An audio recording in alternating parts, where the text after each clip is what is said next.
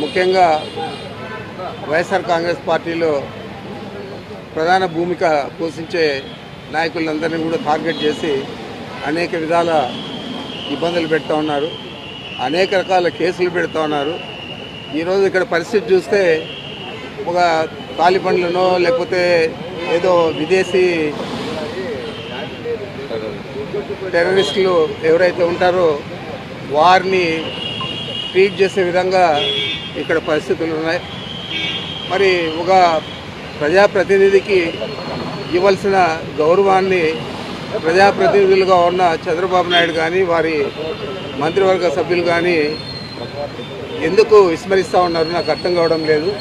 మరి ఇది ఇలాగే కొనసాగిన ఇబ్బంది లేదు. వైఎస్ఆర్ కాంగ్రెస్ పార్టీ శ్రేణులు తప్పకుండా ఈ పరిస్థితిని అధిగమించి ఈ ప్రభుత్వానికి బుద్ధి చెప్పే రోజులు దగ్గరలో ఉంటాయి. మరి నేను ఒకటే చెప్తా ఉన్నాను, ఒక ప్రజాప్రతినిధులకు న్యాయపరంగా ఇవ్వాల్సిన సౌకర్యాలన్నీ కూడా ఇవ్వాలా పని లేదా? వారిని టెర్రరిస్టుల మాదిరి చూసి ఆ విధంగా మీరు వారిని ట్రీట్ చేస్తారా? ఇది మంచి పద్ధతి అని నేను అడుగుతా ఉన్నాను. ఏదేమైనా కూడా ఈ ప్రభుత్వం తీసుకునే చర్యలన్నీ కూడా మేము ఖండిస్తూ ఉన్నాం. మీరు చేసే ఈ తప్పుడు విధానాలు రాబోయే రోజుల్లో ఇది ఒక అలవాటుగా మిగతా ప్రభుత్వాలకు కూడా మారకూడదని చెప్పి నేను తెలియజేస్తా ఉన్నా. ఉపాయాలు కల్పించాలని పదే పదే నేను మీ ద్వారా తెలియజేస్తా ఉన్నాను.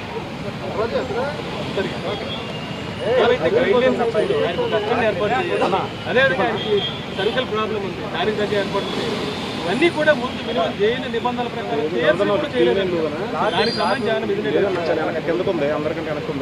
మరి మిథున్ రెడ్డి గారు ఎలాంటి ఇబ్బంది అయినా కూడా ఎదుర్కొంటాడు తప్ప నాకు ఆ సౌకర్యం కావాలి ఈ సౌకర్యం కావాలా అని చెప్పే వ్యక్తి కాదు. ఇప్పుడు కూడా ఆయన ఏం కూడా నాకు చెప్పలేదు. అయితే ఇక్కడ ఉన్న పరిస్థితుల దృష్ట్యా అక్కడ ప్రభుత్వం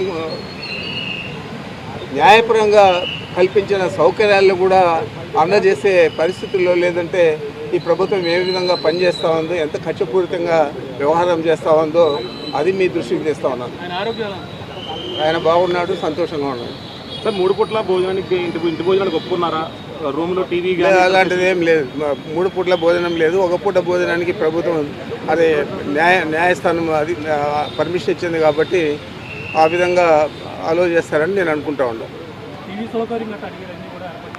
ఇప్పటికైతే ఏం లేదు. ఈరోజు ఏమైనా చేస్తారేమో తెలియదు. పార్లమెంట్ సెషన్ ఖచ్చితంగా చూడాల్సి ఉందని చెప్పి అందులో పొందుపరిచారు. అంటే అది వెసులుబాటు తీసుకుంటారంటారా?